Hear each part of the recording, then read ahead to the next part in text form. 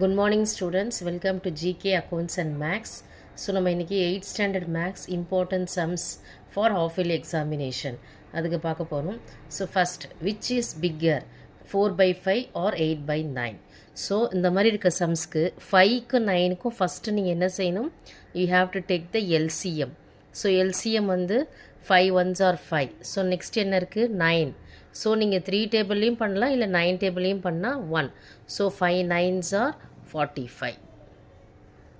So first வந்து 4 by 5 equal to so 45.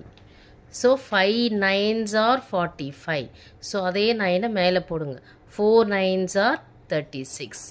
Next 8 by 9 equal to 45. So 9 டேபிளில் வந்து 9 5s are 45. 8 5s are 40.